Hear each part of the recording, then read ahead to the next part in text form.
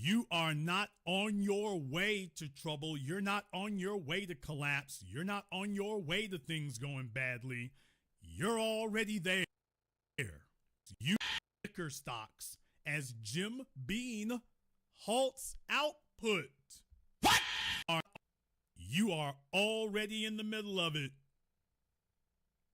This was as of January 2nd, a little bit over a week ago.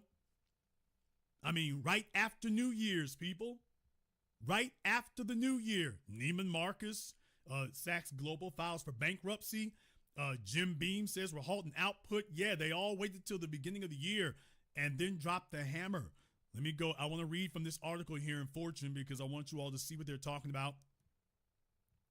Says, here's some sobering news. One of America's most storied whiskey makers is going silent, at least for a year. For a year. Jim Beam, the 230-year-old Kentucky bourbon icon, will halt production at its main Claremont distillery for all of 2026. Damn! Damn! Marking the first pause in modern history at the flagship site. The move sends shockwaves through Kentucky's $9 billion bourbon economy. $9 billion in Kentucky. You about to take a hit. And signals deeper cracks spreading through the global alcohol industry.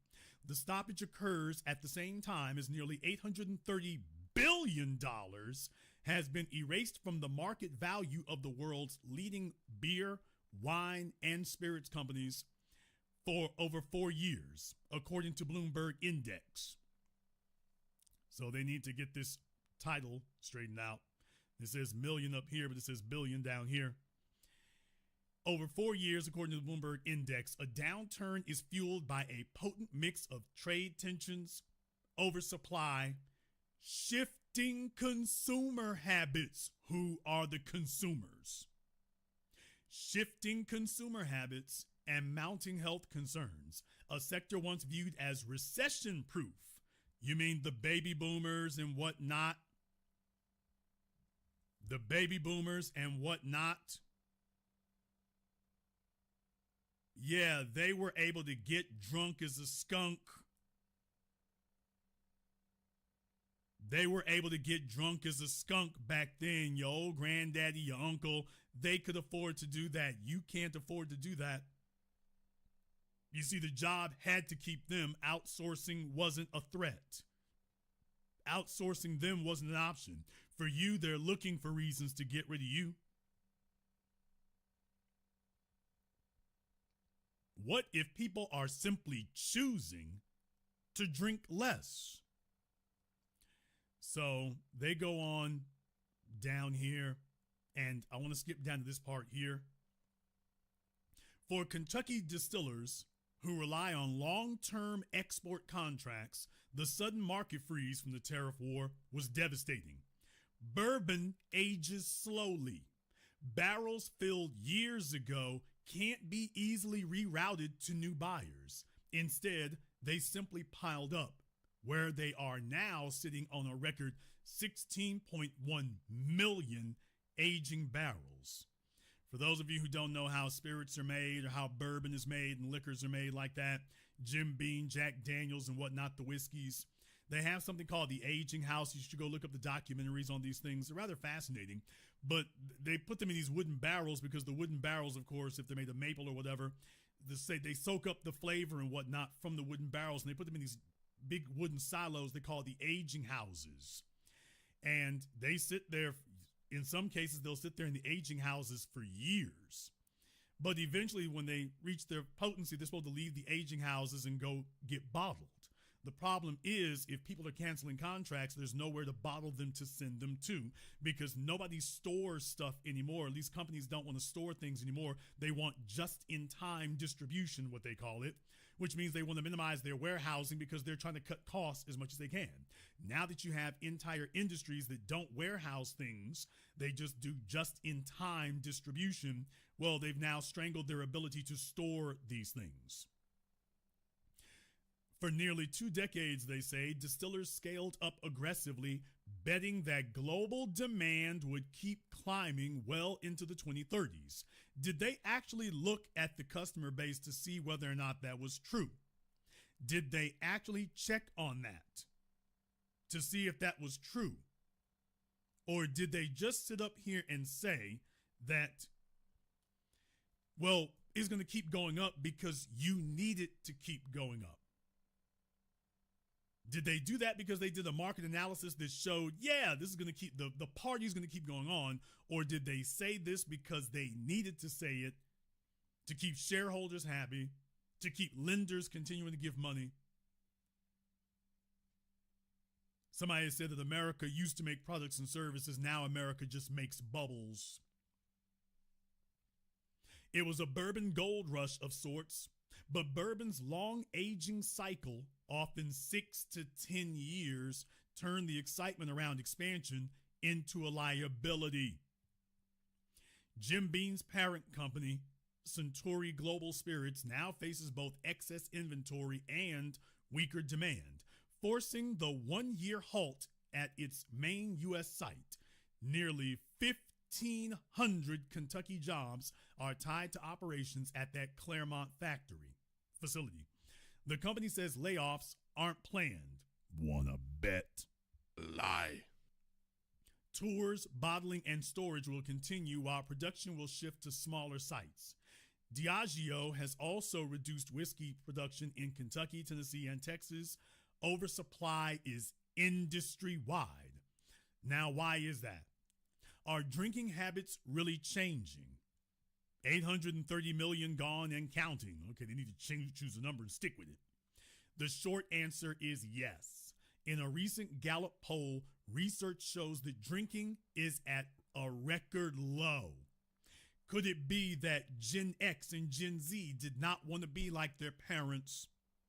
Could it be that now that we are having to seize the reins and controls of power, that they've decided they don't want to be like their parents? So the staples of alcohol and getting sloshed in liquor, the Gen X and Gen Z have moved away from that, as identifying it as cultural failure. Currently, only 54% of U.S. adults are drinking alcohol. That percentage is the lowest figure since the 1930s. So in other words, prohibition. Why didn't they say that? So in other words, the lowest has been since basically prohibition. When Gallup began tracking this data, that number sat at 62% in 2023 and 58% in 2024. For the first time, over half of Americans now consider even moderate drinking harmful to their health. The decline is most pronounced among women, down 11 points, and young adults, down to 50%, with men and older drinking adults showing decreases too. Younger consumers, especially Gen Z, following in Gen X's footprints, are embracing non-alcoholic lifestyles or choosing cannabis or mocktails and leaning into well-oriented alternatives. This is in addition to the rise of GLP-1 weight loss drugs like Ozempic, of which 1 million Americans are currently using, and that reduce appetite and alcohol cravings. A Bloomberg index tracking about 50 global alcohol companies now sits 46% below its 2021 peak, erasing roughly $830 million of value. European powerhouse stocks and holding companies, Diageo, Pernod Ricard, and Rémy Cointreau, have seen their market caps plunge to decade-long lows. Chinese Baijiu giant Qichao Mutai is down over 40% from its high, while brands from Brown-Forman to Treasury Wine Estates in Australia have slumped. In China, government alcohol bans at official events have continued to choke premium spirit sales. So, yeah, it's getting rough out there. They're looking around and they're finding things like this. They're looking around and they're finding things like this. This is from USA Today. Move over, dry January. Gen Z is already stepping away from alcohol. So this is not a momentary aberration. This is a full-scale change in lifestyle. This is a full-blown cultural change in lifestyle. How did these people miss it? How did they miss it? How in the world did they miss the fact that this was going to happen? How?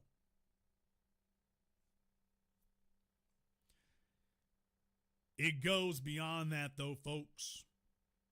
It goes beyond that. You see, these other folks out here have been making up things as they go along, and they want you to believe everything's all right because they've got something to sell. They've got something to sell, and as a result, they want you believing things. They want you to believe things. You see, the party was good, and the party was great for a little while. But case in point here, Volkswagen. Volkswagen has announced that they are closing first ever production plant closure at a German plant, and this is their main one. Dateline, Dresden, Germany. Talk about the new bombing of Dresden. Volkswagen will halt vehicle production at its Dresden plant this week. This is back in December, marking the first production shutdown at a German site in the automaker's 88-year history. The decision comes as Europe's largest car maker faces mounting cash flow pressure from weak demand in China and Europe, as well as U.S. tariffs affecting American sales. The closure is part of a broader effort to reduce capacity and rein in spending as VW reassesses its 160 billion euro investment plan amid slower than expected electric vehicle adoption and a longer runway for combustion engine cars. Opened in 2002, the Dresden factory produced fewer than 200,000 vehicles and most recently assembled the electric ID.3, having previously served as a showcase for VW engineering with the Phaeton luxury sedan. That is a very, very important one right there. That's a very, very important one when they mention the Phaeton. I'm not going to harp on it too long because I don't want things to last too long here, but Phaeton is very, very important in Volkswagen's history. For those of you who are monitoring the evolution of Volkswagen over the last 2 decades, you'll remember that they basically went on a buying spree of nameplates. So Porsche tried to get them. They got Porsche, Audi, Bentley, Lamborghini, Bugatti. So Volkswagen was on a tear for a while. However, there was a problem. They wanted to get the core car business, which was Volkswagen's nameplate. They wanted Volkswagen to compete against Mercedes. They had always been considered to be the bastard stepchild behind BMW and behind Mercedes. So Volkswagen embarked on a mission to have basically an ultra luxury car. And that was when they created the Phaeton. The Phaeton was sold for like $100,000. Fantastic engine in it. I think that one was the W12. And nobody was willing to pay $100,000 for a Volkswagen. They took many of the underpinnings of Phaeton. That made its way into the Bentley Continental. So when Volkswagen took over Bentley and redesigned it and made the Continental, the engine, the powertrain, and many of the things that were in Phaeton made their way into the Continental. What does this tell us? This tells us that Volkswagen focused on selling their cars for as much as they could. That's the issue. Instead of making more Golfs and more Passats, they wanted to make the highest, most incredible trim levels, the most bloated profit margins. It was a march to the top. Everybody was trying to put out the most high trim level they could, the costliest vehicle that they could. They didn't give a damn. You could. Everything needs to be luxury so that we can get crazy profit margins. And that was their goal. Well, now they have to close the plant. Why? Because the old baby boomers might have been willing to do that, but you've gutted the economies and the younger people cannot afford those things. So you can't sell them the way you used to. That's not an option. Over there at Ferrari, they made the SF90 and the Parasangue. Well, the Parasangue has been a huge hit sales-wise for Ferrari, but it's not such a huge hit on the used market because Ferraris usually hold their value very well. Parasangue is not. The first Ferrari SUV is basically going the way of the Urus. They make a lot more of them than Ferrari usually makes of things, charge crazy prices to sell it, and then the used prices went straight down. So the Ferrari SF90, Ferrari Parasangue, this thing of trying to make everything an ultra luxury product to charge incredible scads and dump trucks full of money. And we're just going to rape the market and the kids are going to have nothing, flat pockets. And what you've done is you've milked the market. So now you're just waiting for a bunch of people, anybody who eventually gets their money up over the age of 50. That's who you're waiting on now. You annihilated the entry market. And now, at long last, the bill is coming due. They annihilated the entry-level market, and not just in one place. Across the board they did. And this is going to have consequences. This is going to have consequences that far outstrip these other things. Now, I want to get to another article here. Oh, yes, I came fully stocked, fully stacked, fully loaded for tonight's program. I want to deal with another story here, and I got to warn you in advance, if you are upset for any reason or whatever, when I get done, you're going to be much more so. So why don't you take 5 seconds here to have a breather, because when I get done, you're going to be even more upset.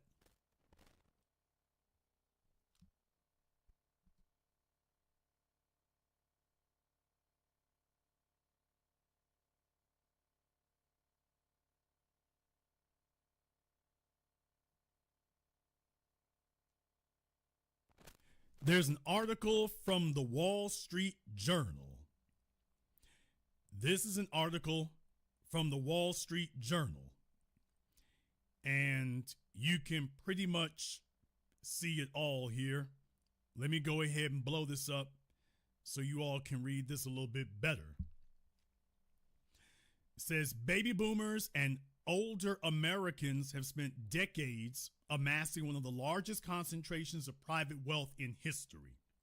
Now that wealth is starting to be passed down to the next generation, and it's having a ripple effect across the high-end property market.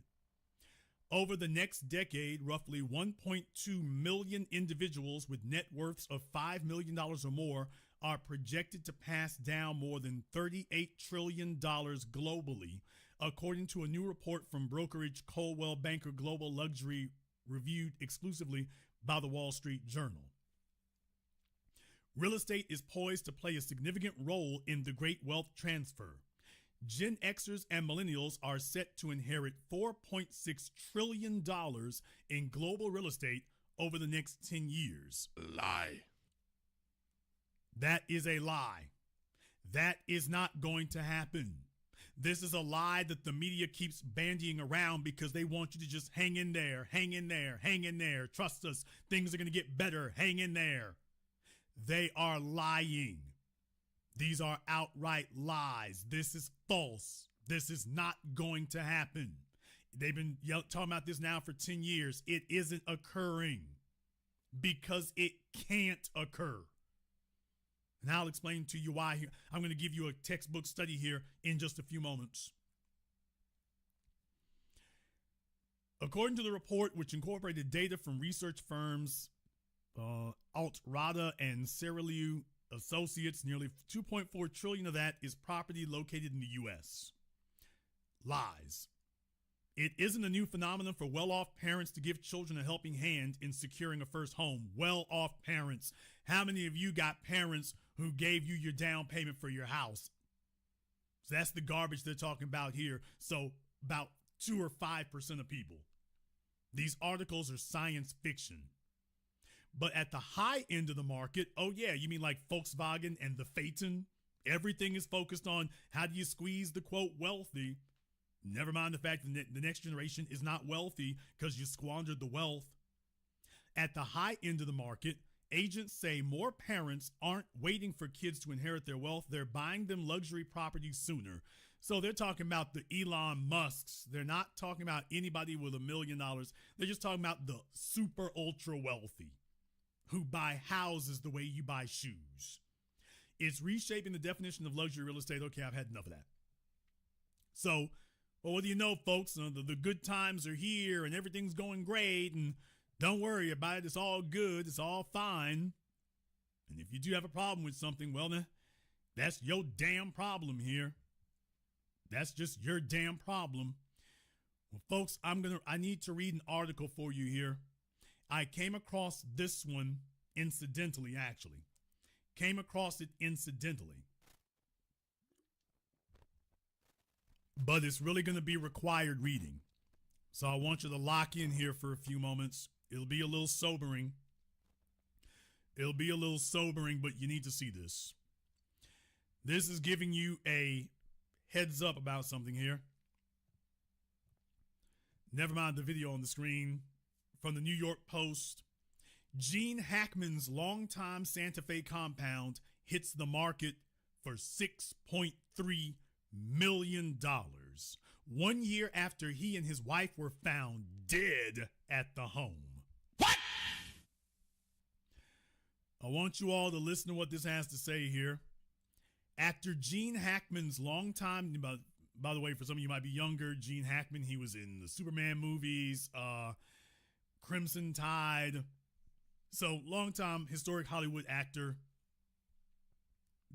He's one of the Chinese, the French Connection. Longtime historic Chinese, historic actor in Hollywood. Historic actor in Hollywood. Actor Gene Hackman's longtime New Mexico compound is set to hit the market. We're talking about New Mexico, y'all, not California, New Mexico. Set to hit the market for $6.25 million after almost 1 year to the day after he and his wife, Betsy Arakawa, were found dead inside the home. Authorities discovered the bodies of the 95-year-old Hollywood legend. This isn't just a wallet, it's a rare find. There's something different about owning something almost nobody else has. That's why when Ridge dropped their limited kintsugi collection, I had to grab one. Inspired by the Japanese art of turning imperfections into golden masterpieces, each Ridge kintsugi wallet has a completely unique golden etched pattern. Literally one of only 8 exclusive designs. That means the wallet in my pocket right now, you won't see another one exactly like it. It comfortably carries up to 12 cards, some cash, and even has room for an AirTag. Rare, refined, and guaranteed to spark conversation every time I pull it out. With a 99-day risk-free trial, free shipping, and free returns, no wonder Ridge is in the pocket of over 5 million men worldwide. Grab your limited edition Ridge Kintsugi wallet now before they're gone. At droppings or saliva. What? Damn! Oh, don't worry. If you all don't know what really happened in that house, you're going to find out before tonight's program is over in the next few minutes, because there's a reason why they didn't give any of the details when they died, people. The police showed up and nobody gave the details. Well, I want you all to know there are details. Oh, no, it's not suspicious at all. Actually, it isn't. There's a reason why I'm looping this in with and tucking this in with tonight's program. It's getting rolled in for a reason, because it's part of what I'm telling you all tonight. She died from hantavirus, which is usually spread by rat droppings or rat saliva. Hackman was believed to have died on February 18th from heart disease and complications with Alzheimer's disease. No, it's just that he was old and confused. When she died, she was there taking care of him. And when she died, well, you're going to die right after. And that's what occurred. So the listing agents noted to the outlet that they are aware the property's tragic past may deter some prospective buyers, noting that they did not add the usual celebrity premium to the home's asking price for that reason. So that $6.25 million, oh, that's them cutting you a break, actually. They're cutting you a break, actually, people. Yeah, that's what they're telling you, is we're cutting you a break. Quote, there will be some buyers that are just averse to purchasing a property where a death has occurred, Early noted. There are other buyers for whom that doesn't matter. We're selling the property on its virtues and all of the positives. You all, these old folks and the generational wealth, they are ruthless. They are ruthless. They are shameless. Just don't even worry about being human. Quote, we just priced it based on what we felt was the fair market value. It's like, oh, well, they did. Get their asses on out of here. Early and Allen are also taking steps to ensure that the property's listing is not viewed as an outlet for morbid curiosity, noting that they would be carefully vetting all parties interested in viewing the home in person. Okay. According to listing agents, Hackman and Arakawa had slowly built up the compound over the years. Keep that sentence in mind. They were building up the compound. Okay, I need details. Adding a 3-bedroom primary residence as well as a studio space. The estate includes a 3-bedroom guest house, a putting green, a lap pool, and a hot tub. He's 95 years old, as well as dozens of acres of wooded land. Man, this is what they're doing. Airly noted that some maintenance is required on the property. So, yeah. However, the property had undergone some updates. Now, some updates with the journal noting that it has several modern design features, including floor-to-ceiling windows that highlight the dwelling's beautiful surroundings. This is what, now this was Hackman and Arakawa, by the way. So she was a little young thing there now, wasn't she? Well, this is actually a little bit longer. That was actually a little bit longer in it. By the way, one more thing, folks. You all remember that Gene Hackman had announced that he was retiring from acting. Remember that? How many of you remember here about 20 years ago, I believe it was, Gene Hackman had announced that he was retiring from acting? It caught people by surprise because he didn't seem to be that old. I mean, he was a senior citizen, but he was still seemed to be very potent. He didn't seem to be that old, but he announced that he was retiring from acting. And it caught a lot of people off guard. And at the time, a lot of us couldn't figure out why he was doing that. Then you find out that he had Alzheimer's, and then suddenly, I'll be damned, it all makes sense. He knew he had Alzheimer's. He said he was retiring from acting, never explained why. Same thing for Bruce Willis. Bruce Willis apparently had a stroke. They just kept saying aphasia, but aphasia is a side effect of stroke. They didn't say stroke, and that's why Bruce Willis has basically not been seen anymore. Very unfortunate, but these things are important to understand also. It really, really is. So here's the part I wanted to get to right here. Jason, why'd you go through this story? Because of this part right here. Attorney Julia L. Peters is overseeing the administration of Hackman and Arakawa's estate. It is currently unclear whether the actor left anything to his 3 children. What? Christopher, Elizabeth, and Leslie, whom he shared with his first wife, Faye Maltese. Hackman had previously been estranged from his children, confessing that his commitment to his Hollywood career had strained their relationship. Sounds like his commitment to Arakawa. $6.2 million house, his Hollywood legacy, all the trimmings, all the wealth. And just understand, while the Wall Street Journal is trying to gaslight you into believing that they're going to pass something down to you, they're not even passing anything down in the wealthy corners. He's dead, and They're auctioning off the house, and the kids ain't got a damn thing to do with it. That means he wrote them out of the will. That means that he wrote them out of the will. This woman here, Julia L. Peters, that's the person in charge of Gene Hackman's estate. The children don't have anything.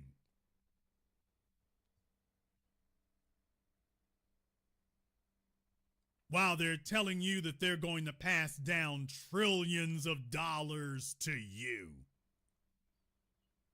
They're not passing you down a damned thing. Even in that 1% of the folks who can pay for their children's houses without it being any strain whatsoever. Folks, these old bastards are only taking care of themselves, man. Don't let these people lie to you. They're only taking care of their damn selves. That's all it is. That's all it is. Now, as promised,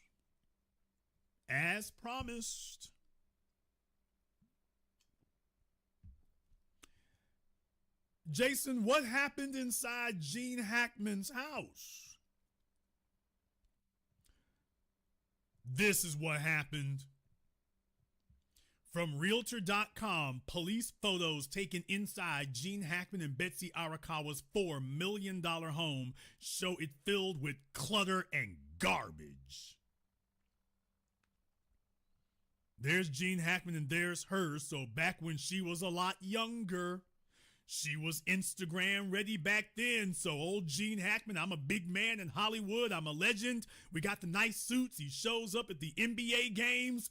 He went and got him a little Asian chick and said, man, damn them kids. To hell with them kids. I got my little Asian hottie over here, man. Damn y'all. I'm balling out. Let me go get me this multi-million-dollar house in New Mexico. Let me grip the little bony butt cheeks. And we riding out. So I want to show you a younger photo of them so you can see, why'd he leave his wife? It's like, oh, okay. Yeah, there it is. Take a look at that look on his face. Yeah, there it is. Look at the suit. Yeah, there it is. There it is. Right there. I could say a lot here, people. I could do that. I'm not going to do that. What I'm going to do is just go ahead and hit y'all with the stuff right here. You want to know? Here's a picture. A la Whitney Houston. Remember that she died from hantavirus? Remember that she died from hantavirus? Here are the pictures, folks. The police didn't want to release this. Here are the pictures. Remember, she died from hantavirus. These are pictures inside the house. These are pictures inside the house. Look at this. Clothes that are still in plastic. Now, whether they got them dry cleaned or whether they were new, clothes still in plastic. A house full of clothes. She's 65, he 95 with stuff, just piled up stuff. You don't have a relationship with your damn kids, but there's stuff. A bunch of pictures of herself. Says one of the couple's 3 dogs was also found dead inside the home, just a short distance from Arakawa's body, which was discovered in a bathroom.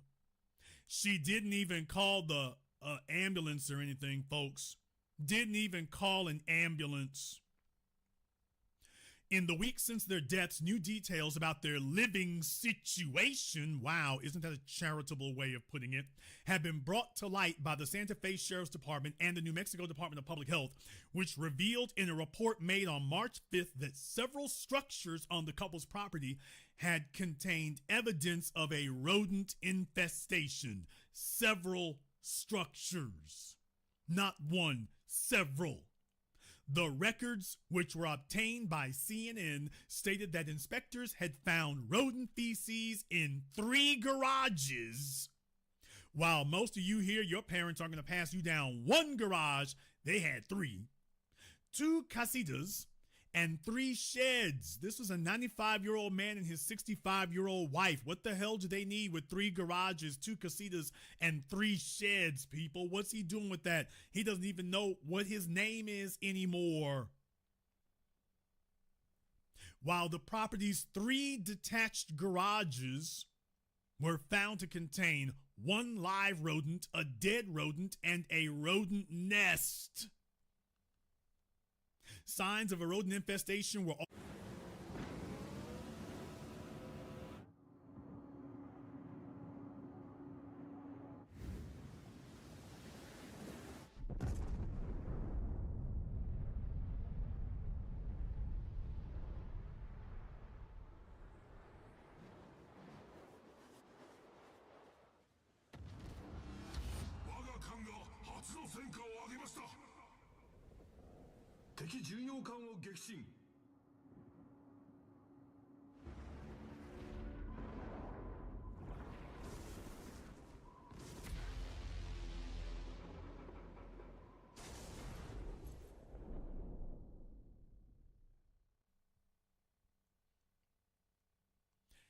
Now the local sheriff's department has released new photos and body cam footage that were taken inside the primary residence where the couple had been living for several decades, people, before they died.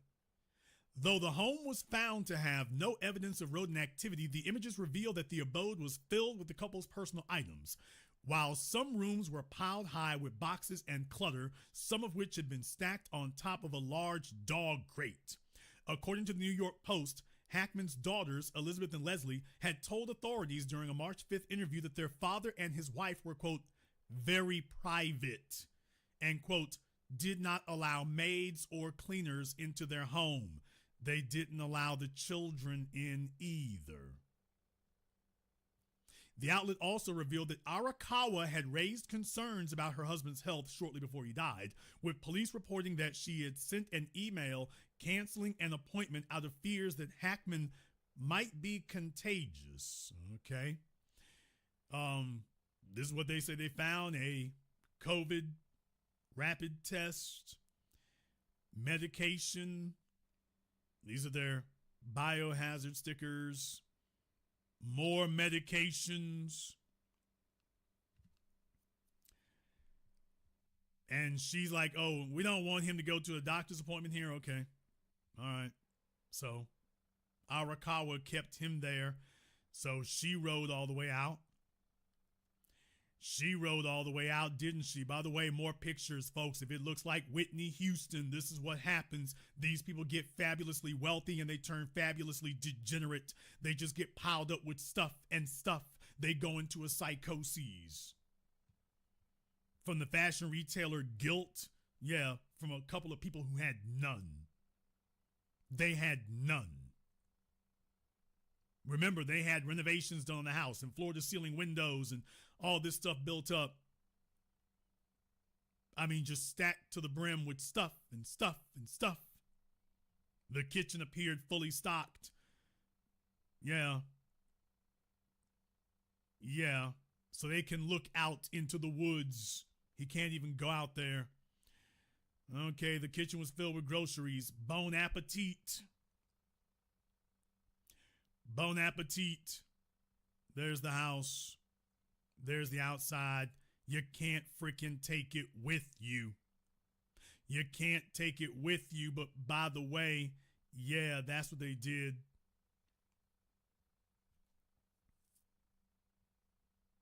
That's what they did.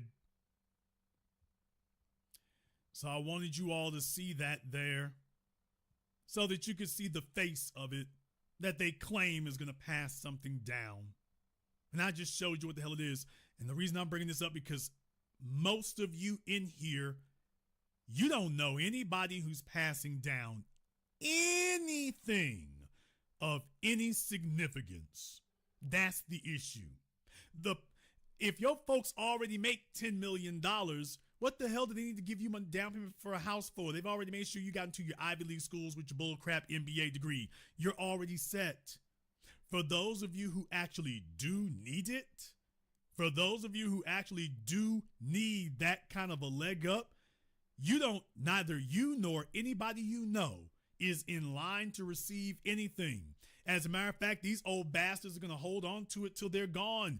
You're not going to get anything. If you do, you're going to have to go get it yourself. So what the hell good is their house when you had to go buy one of your own? That's the thing that these news outlets keep overlooking, because they want you to just sit content and not sit up here and revolt over what's happening. People, practically all of you are going to have to take care of your own living arrangements. Your parents are not passing down a house to you. You can't wait for them. You'll be in your damn 50s or 60s or something. You can't wait for them to pass you down their house. You got to go get your own. So that's why I'm telling you, these are lies. You will not be able to wait for your parents to kick off so you can go grab their house. That's not going to do you any good. You're going to have to go out here into this economic jungle and go get one for yourself, in which case now theirs becomes irrelevant. All you can do is wait till you're a senior citizen to sell theirs, because it's not like you moving into it. So all of you sitting here tonight, practically all of you, this is a story that you have either seen or you have lived. Ain't nobody passing you down nothing, and you don't know anybody who's getting anything of any significance. For the ones who do get something, it's not like they're getting $1 million or $2 million cash. They're not getting anything. Most of these bastards don't even have a life insurance policy. Most of them are voluptuaries and hedonists, and they don't even have a life insurance policy for their children. And the media ain't saying a damn word about that, but do you all know why? Television media and radio media has lost its audience. No one watches TV. No one listens to terrestrial radio except the elderly. All them old bastards out there who squandered the wealth and now Saks Fifth Avenue and Neiman Marcus and Barney's and Bergdorf Goodman and all these old legacy stores and whatnot that cannot stay in business. Yeah, because these old bastards took all the damn wealth and squandered it and wasted it. And now they all just sit around watching The Price is Right and watching soap operas and tuning into the radio and the gospel station or the sports station. Because they're such hermits, they never learn how to work a computer. So it is the old boomers, the old and decrepit.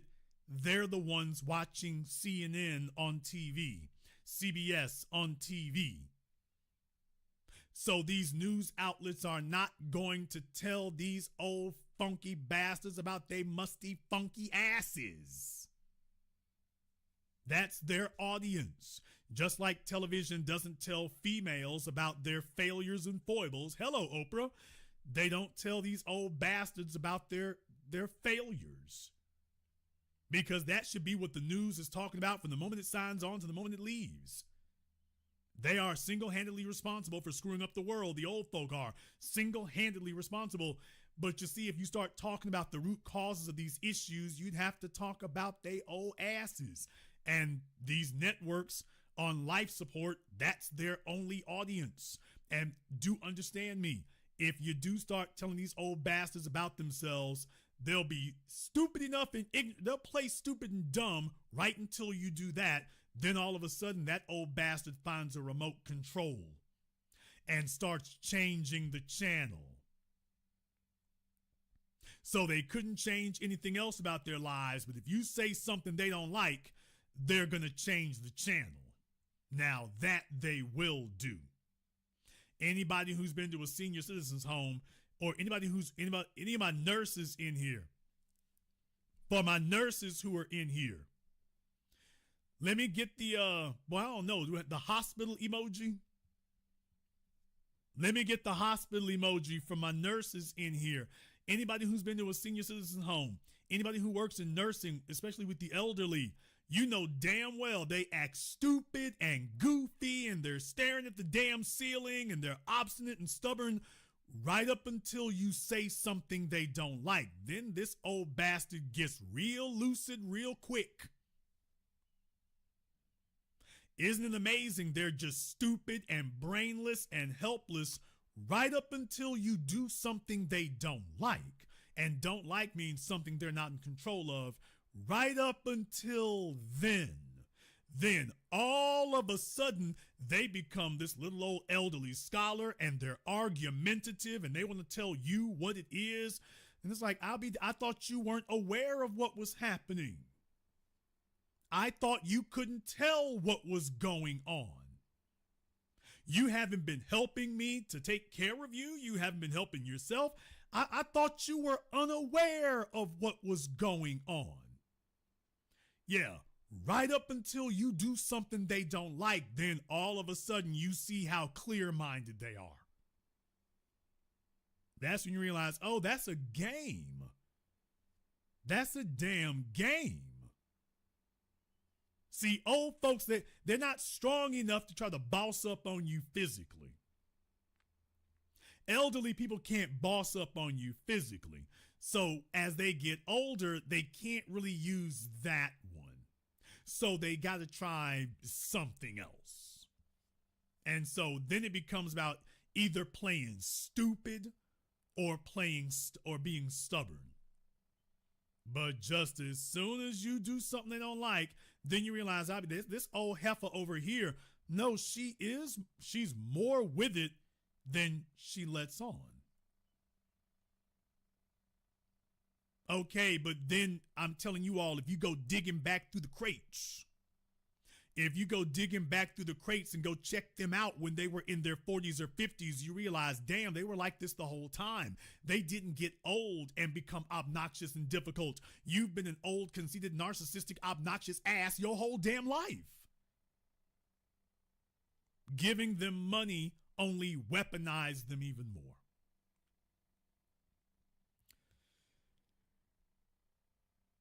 Why should you care? Why is it important? Why is it that the young, those with a future, are backing off of this stuff? Why are they doing that? They're doing that because it's dangerous. This from CNN. They're doing it because it's dangerous. Take a look at this story from CNN. Hot off the presses, letting you know just how dire this is. This was from today, people. This is from today. Financial stress may be as bad for the heart as traditional risk factors for cardiovascular disease. If you think that the world's strangling you financially, that you can just start meditating and Zen Buddhism your way out of it, you're stupid and foolish and wrong. The article says, worrying about money and food may age the heart even faster than traditional risk factors for cardiovascular disease, according to a new study published in the journal Mayo Clinic Proceedings. Heart disease remains the leading cause of death in the United States. Hello, Gene Hackman. And the findings raise new questions about how financial stress fits into cardiovascular health and what people can do to protect their hearts. So just understand that they're letting you know.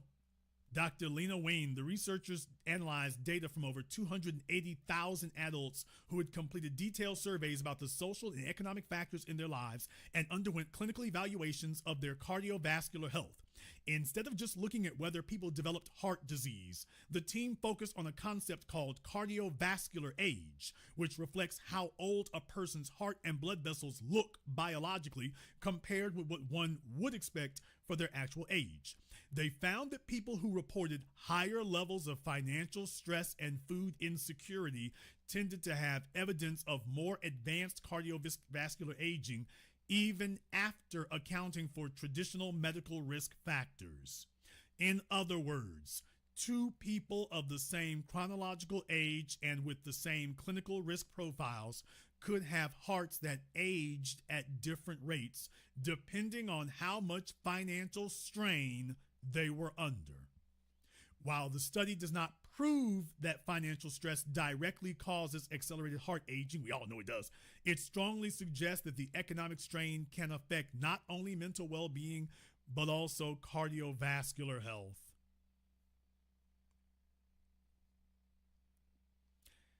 The article goes on to talking about, cortisol and adrenal effect on blood pressure, heart rate, inflammation, metabolism. You get the idea. If you think that these people stressing you financially, if you think it is harmless, if you think this is harmless, you don't need a second job. You just need to learn how to talk to AI. So this is how I became the most dangerous person in the room. One habit changed everything. I replaced social media with microlearning. Now, instead of waiting, you don't worry, your ship is going to come in just as soon as your parents it is. Isn't harmless. I want you to understand it is. Well, what are they doing? They're trying to placate you and telling you, don't worry, your ship is going to come in just as soon as your parents fall over. Nigga, what? Yeah, as soon as your parents kick off, don't worry. You ain't got nothing right now, but as soon as your parents die, don't worry, they'll pass it on to you. Hopefully you're not too decrepit your damn self or do you any good. And hopefully they didn't leave a bunch of debt.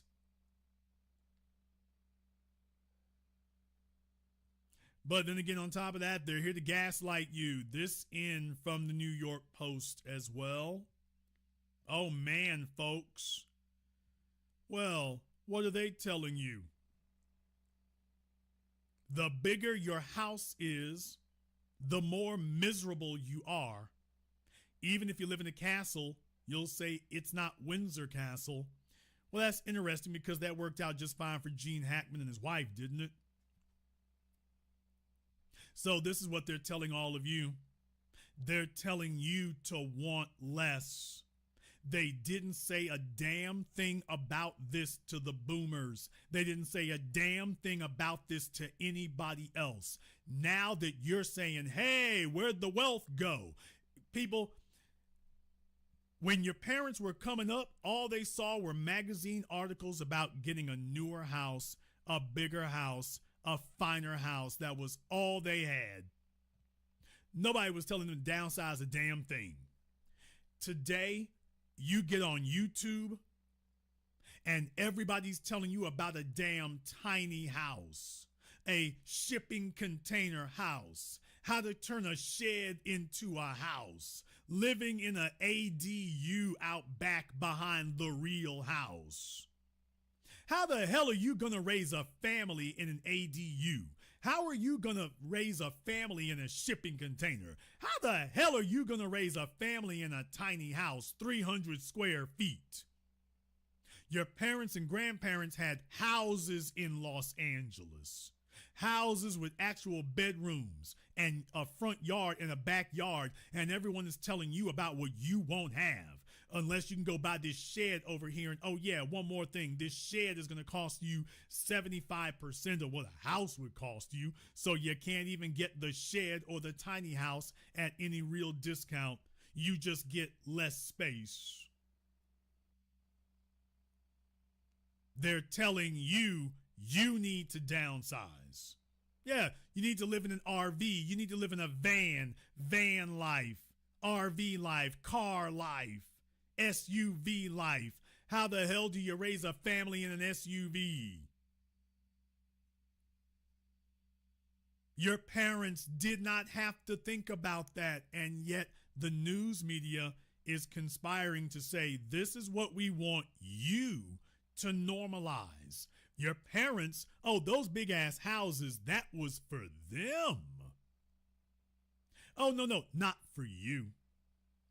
You'll be fine with something a fifth that size. So you stop trying to get something way bigger. These are articles they're trying to pass off on you and me and all of us to tell us that we should not want so much. But notice they were dead ass quiet to the boomers as they raped the resources for the last 5 decades. They were not on a nonstop campaign against them. Remember Oprah Winfrey, you get a car and you get a car and you get a car and you get a car. Oh, please. Yeah, for everybody else, it was you get a car, you get a car, Property Brothers. For you, it's let's see if we can squeeze your ass over here in this shipping box. Let's see if you can turn this moving box into a home.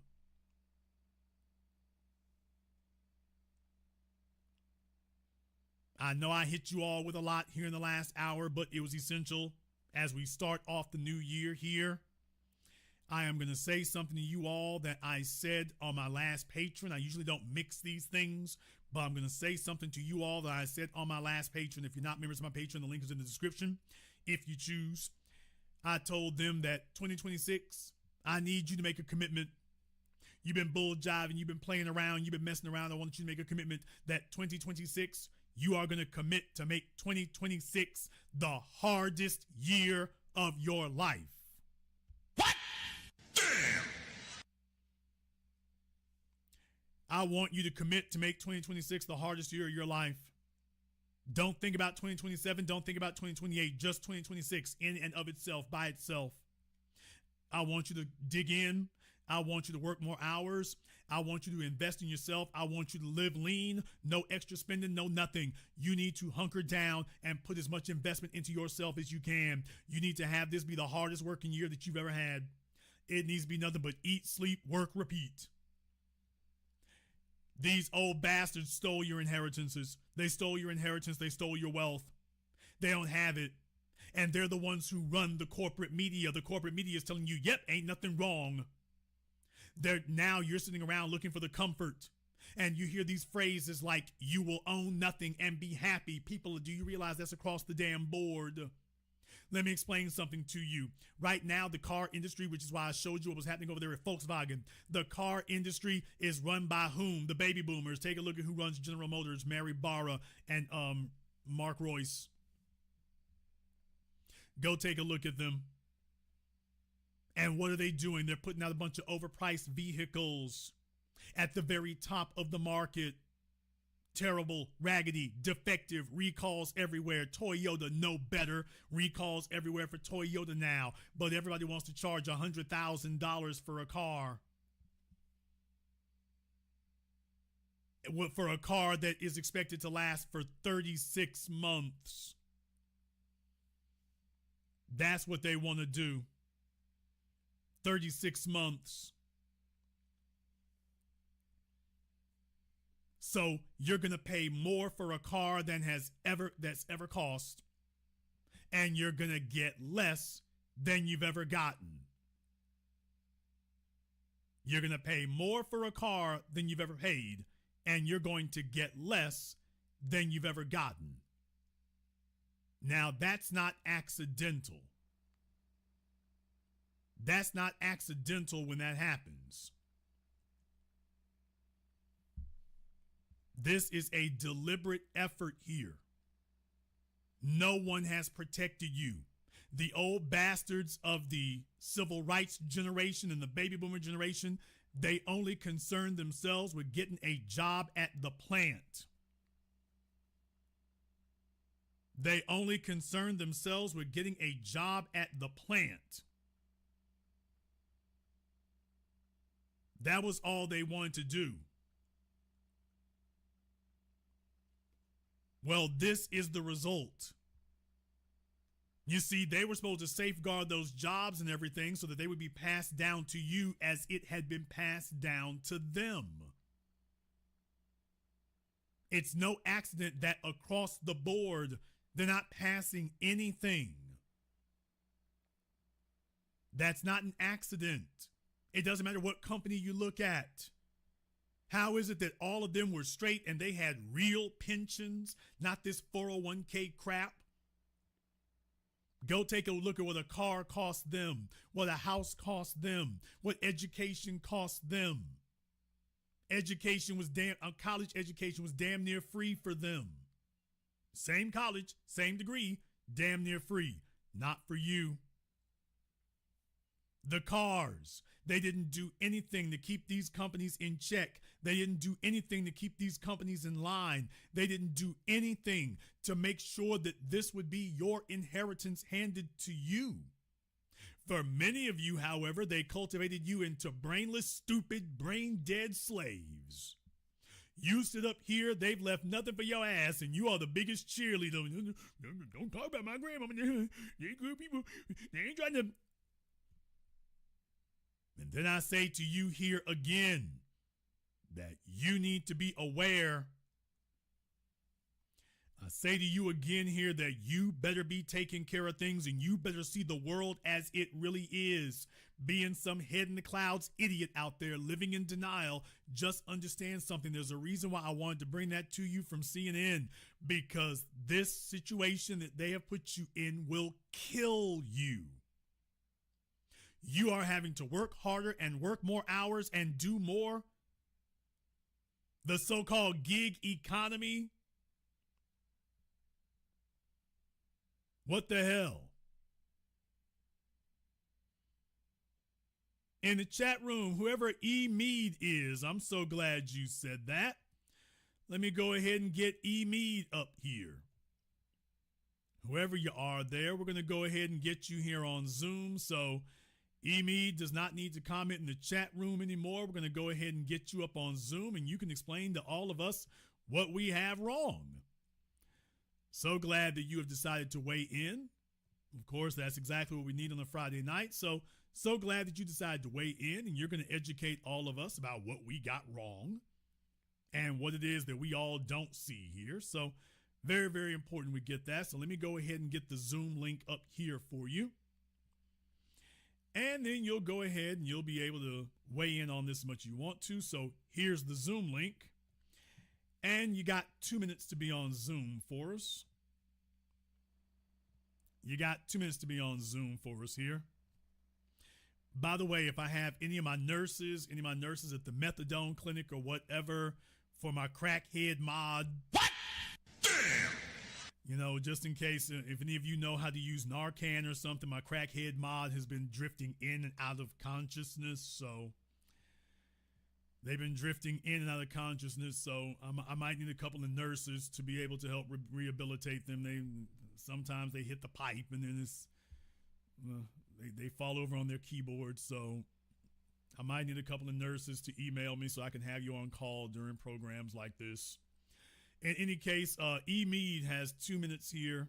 So we're going to go ahead and make sure that they stay out of the chat room in the meantime. And by the way, once again, I just need you to understand this is the level that they are. I don't have to prove them wrong. They prove themselves wrong. Very, very important. But by the way, notice they get very, very upset about that. They get very, very upset about that. They get very upset because this is them getting called out. Take a look at how they respond. No accountability whatsoever. You need to wake up and recognize they plan on leaving this world never accepting any accountability. None. Their whole job is to stall the day of reckoning until they are safely dead. Do you understand that for most of you, that I gotta say this, I look at your timelines, I look at what's happened to a lot of y'all. Do you understand that most of these bastards who I see raised you all, man, they can't wait to die? No, I mean that. They go off and build these little enclaves for themselves, and they get their little fixed income, and man, they go into seclusion from the world. You know why? Because they've looked back at the last 5 or 6 decades.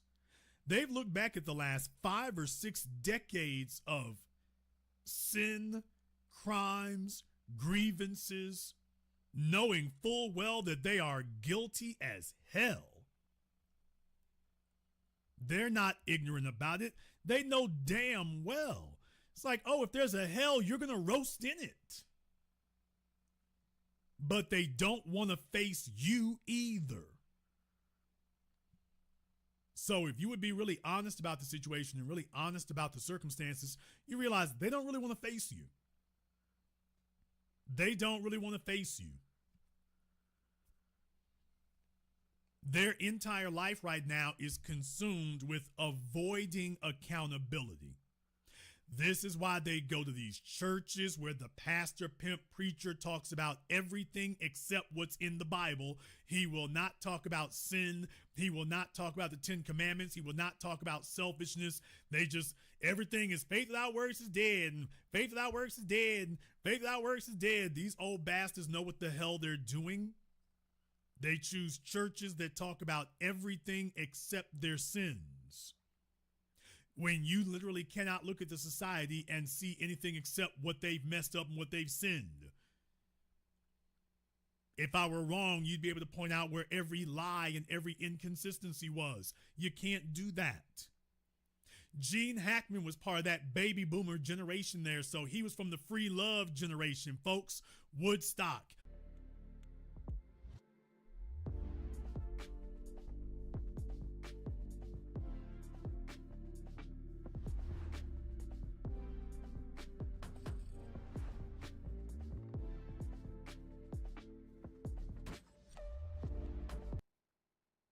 And let me just go ahead and sprinkle this in there. There were a number of sexual promiscuity was. You can't do that.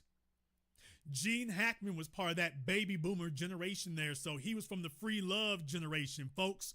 Woodstock, when they brought drugs into vogue, cocaine into vogue, sexual promiscuity into vogue on their watch. They became sexual degenerates and hedonists on their watch. Oh, yeah, and let me just go ahead and sprinkle this in there. There were a number of newcomers who saw it and capitalized. Yes, Drewski was right. Drewski did nothing wrong. Drewski was right. Let the preachers holler and scream. Let the preachers holler and scream. John Lennon met Yoko Ono, and that was the end of the Beatles. Yeah, all them dudes did drugs, but the rest of them wanted to keep the group together. But you see, there were a group of newcomers who realized, oh, you are such hedonistic, self-indulgent narcissists. Yoko Ono came in. Bessie Arakawa came in. So a number of them saw them kind of dudes, and they saw their material weaknesses. And they took advantage because it was there to be taken advantage of. It wasn't accidental. And I do tonight's program as a warning to all of you here. You are asking me for answers. I have to remind you, I did not create this world. It was handed to me just like it was handed to you. I didn't create this damn mess. At the very least, what you can do is make sure that you don't make the world worse than it already is. You have an obligation that the baby boomers and civil rights bastards abandoned. You have an obligation to pass on to your children a better world than the one you encountered. That is the responsibility of every generation, to pass on to the next generation a world just a little bit better than the one that you found, which means that it loses none of the benefits. All the benefits that you had, all the good things, all of those are still supposed to be there when you go, and there's supposed to be a few things that are even better than you found them. You are not supposed to hand your children liability. You're not supposed to hand your children a depreciated world. That makes you the villain. And I spent decades trying to put a spotlight on this long before calling folks boomers was cool. I was putting the spotlight on this that, hey, that's not accidental. They're handing you a depreciated world. They're handing you a devalued world. And you will have to carry the weight. That's what I've been trying to tell you. You're going to have to carry the weight of the garbage that they've built. The very least you can do is say, hell no, I'm not honoring your old ridiculous ass. Damn Hackman and his movies. There's nothing about you to honor. But when they go out in public and you treat them like a big shot, although Hackman did get beat up once in public, by the way. What? Not for the calculated reasons I'm talking about, but yeah, you can go look at that one time if you want to. I'm talking about when he was old, by the way, after he retired. But anyway, he might have been talking crap. Now that we know he has Alzheimer's, he might have been talking noise to that young man. That young man stood up here and put them soup bones on him. But in any case, I want all of you to lock arms with each other and realize that even if you no longer have the same common cause, you have the same common enemy. They are planning on riding out, which many of them have already done. They're already dead people. They've already robbed the bank and stolen everything. And they plan on stiffing you with the tab. They plan on sticking you with the bill. They don't care what it hurts you. They don't care what it costs you. They want you to remain the useful idiots and the loyal childlike dummies who just simply defend them all the way to the grave. Okay, but then you can't afford a house. And let me tell you right now, a 30-year mortgage is not affording a house. What? A 30-year mortgage is not affording a house either. People, take a look at the current interest rates. For many of you, that's what you're going to be paying, man. By the time you get done, that is what you are going to pay.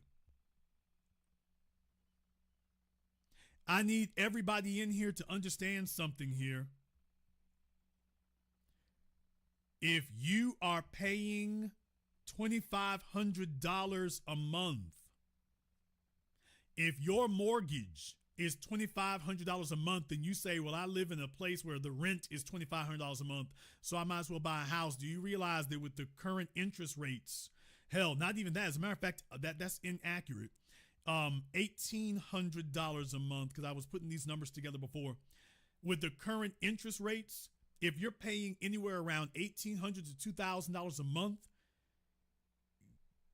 with the current interest rates, if that's your mortgage, the $1,800 to $2,000 plus the interest, you're going to pay almost $1 million, if not over $1 million for your house by the time you're done. What? Damn!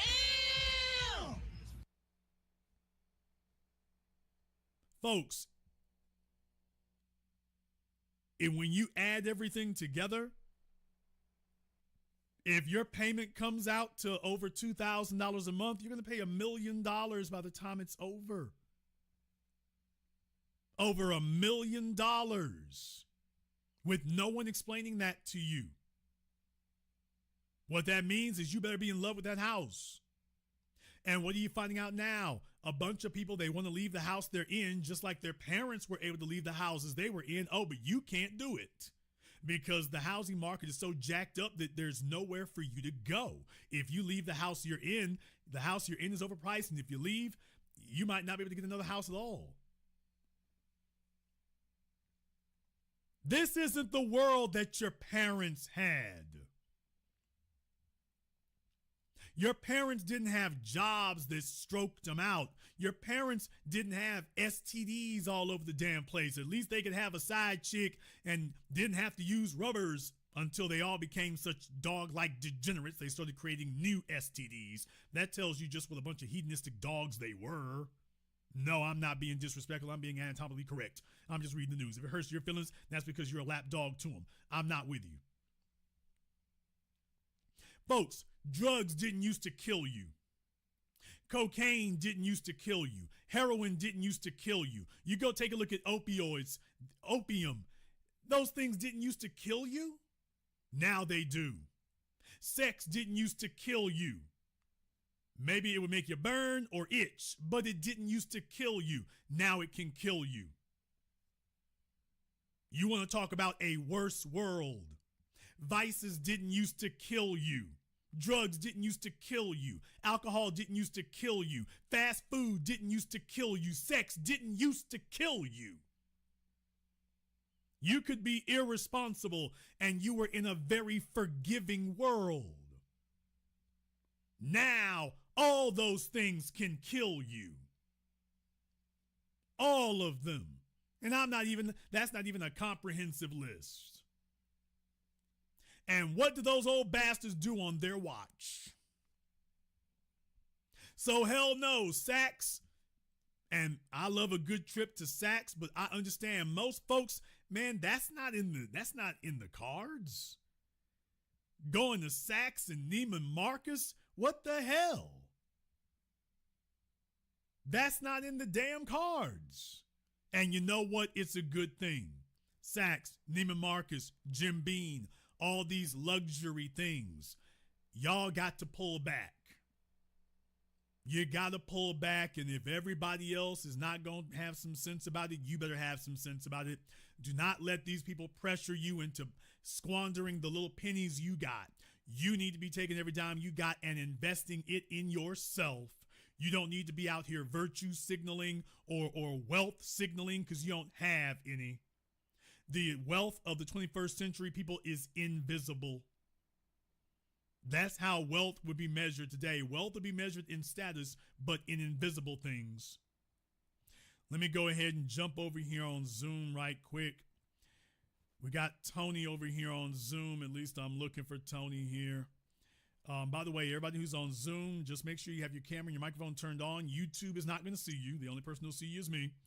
All right, we got Tony here on Zoom. What's on your mind, Tony? Can you hear me good? Yes, sir. We hear you. Wonderful. 2 years ago, I lost a family house. 10 years prior to that, my father passed due to cancer. House paid for. Everything was going well. Mom hooks up with the African Prophetic Church. House is gone. 2 years ago, I had a heart attack. This broadcast damn near triggered me, Jason. But I appreciate you talking about this, brother. What you're saying is 100% true, is 100% accurate. You said something earlier. I'm 47 years old. I had wealth passed down to me. My father did the right thing. House got paid for, had life insurance. Set me and my mother up. But then what happened? All gone, brother. But you said 2026 is nothing but work hard and don't feel sorry for myself and build. Thank you so much. So much. Well, stream, brother. It's very good that you don't feel sorry for yourself. That's good.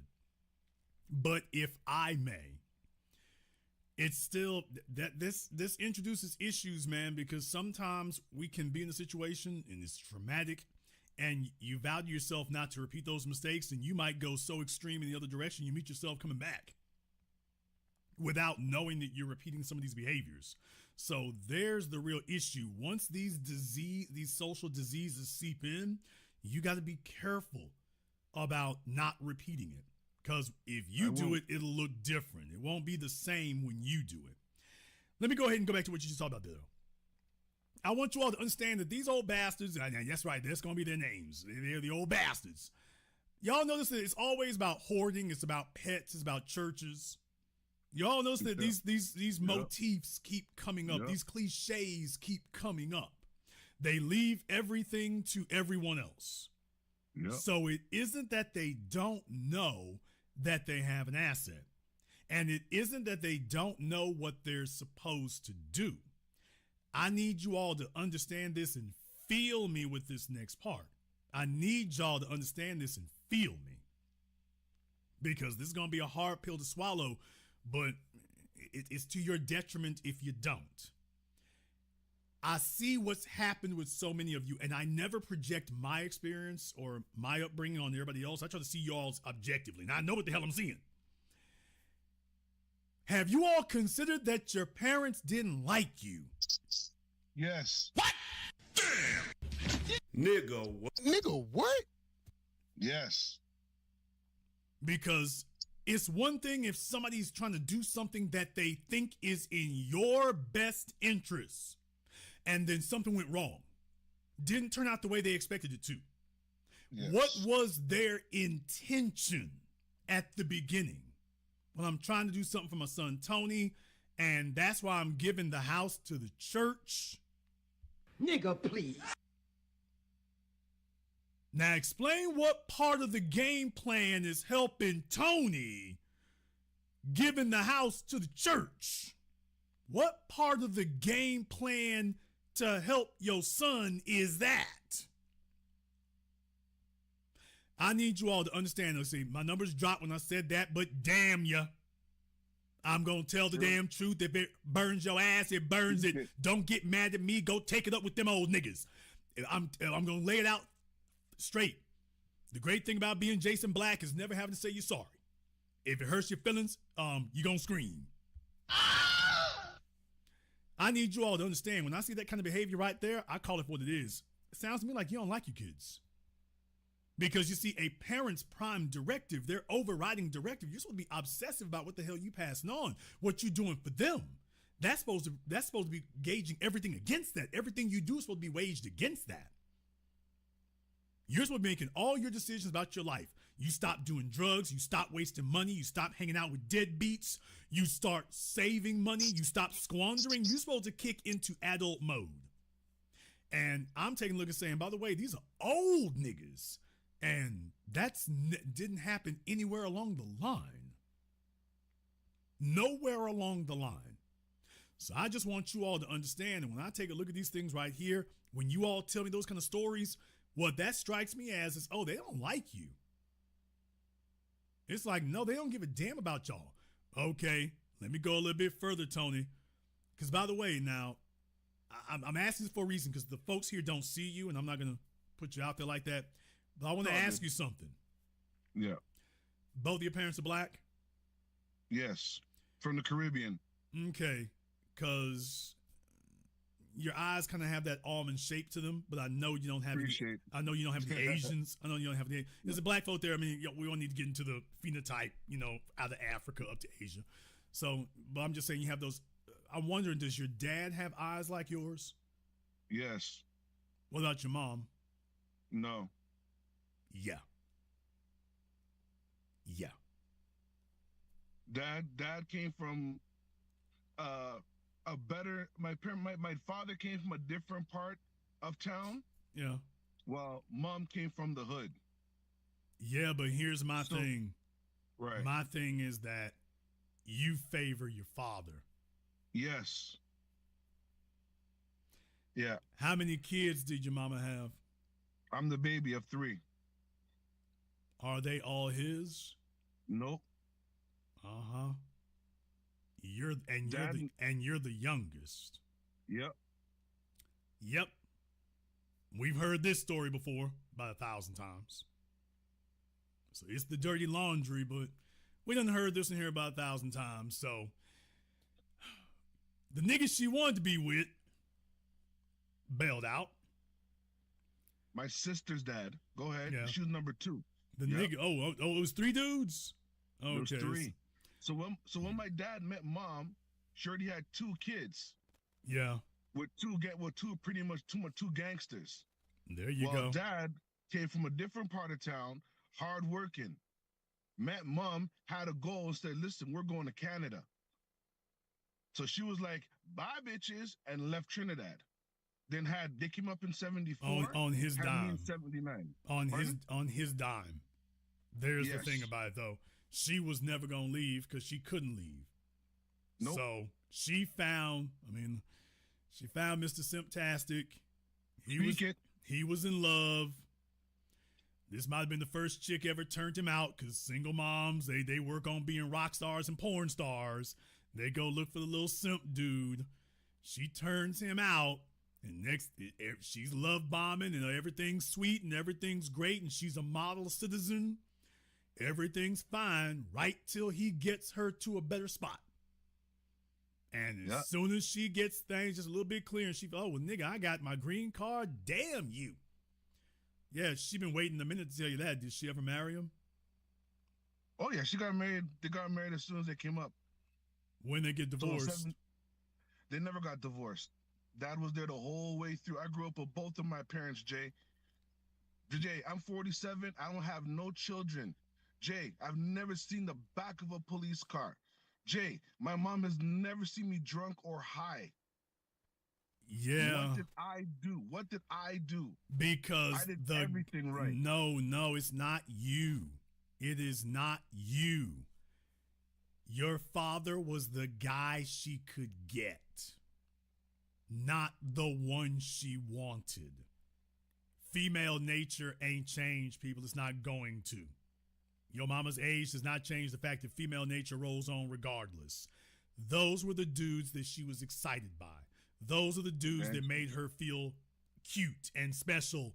Those are the dudes that made her feel excitement. Your dad was boring. He was straight-laced, responsible, deliberate, strategic, all the things that she needed. Yeah, but those things are boring. So she needs it, but she don't want it. And every time she looked at him, she saw the fella she had to settle for. And you assumed she was all right with that. And I'm just telling you, no, especially if she was out there in them streets. No. All she thinks is, little square nigga, I was doing you a favor. I was doing you a favor by turning your little oddball geeky ass out. When in reality, he was doing her all the favor. But reality is not going to set in. Every time she looks at you, she sees him. And so she has this idea in her head that she could have been this hot girl if it hadn't been for your dad. Well, if he had left me in the Caribbean, like things were going so great. So I want y'all to understand that's a common theme of resentment that I've seen. This is not about, you don't understand what her life goals were. A lot of you all don't understand your parents are actually human beings. They had goals, they had ambitions, they had things they wanted to do. To you, that's just mom. You don't see her as a non-mother figure. You don't see her as like you do the females at your job.